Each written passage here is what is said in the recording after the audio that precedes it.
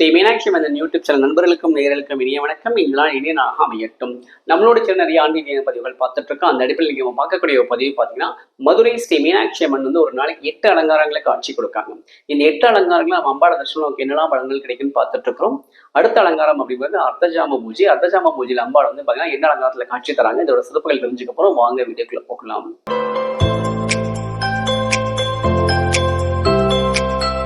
அஞ்சு முகம் தோன்றில் ஆறுமுகம் தோன்றும் வெஞ்சவன் நெஞ்சில் வெயில் தோன்றும் நெஞ்சில் ஒருகால் நிற்க இருகாலும் தோன்றும் முருகாசனம் கந்தாசனம் ஒரு முன் திருச்சிற்றம்பலம் தில்லையம்பலம்.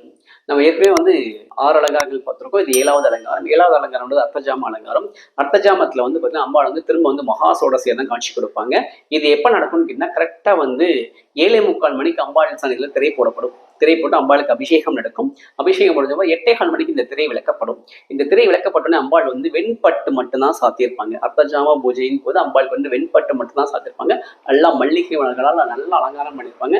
அம்பாள் வந்து மாலையெல்லாம் போட்டு ஆபரணங்கள்லாம் போட்டு அவ்வளோ அம்சமா இருப்பாங்க. பார்க்கறதுக்கே கண்கொள்ளா காட்சியா இருக்கும். அவ்வளோ அழகா அம்பாள் அலங்காரம் பண்ணியிருப்பாங்க. இந்த அலங்காரத்துல வந்து அம்பாள் திரும்பவும் மகா சோடசியாக வந்துருவாங்க.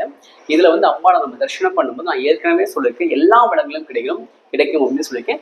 ரொம்ப முக்கியமா இந்த அர்த்தஜாம பூஜை அம்பாளை பார்க்கும்போது நமக்கு வந்து பார்த்தீங்கன்னா மன அமைதியும் சந்தோஷமும் கிடைக்கும். அதுதான் இந்த அர்த்தஜாம பூஜையோட மிகப்பெரிய சிறப்பு.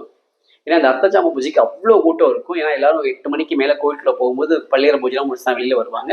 அப்போ அவ்வளோ கூட்டம் இருக்கும். இதுல வந்து அம்பாளை தரிசனம் பண்ணுறது பெரிய பாக்கியம். இந்த அலங்காரத்தில் அம்பாளை தரிசனம் பண்ணி நம்ம வாழ்க்கையில எல்லா வளங்களும் கிடைக்க பெறுவோமாக.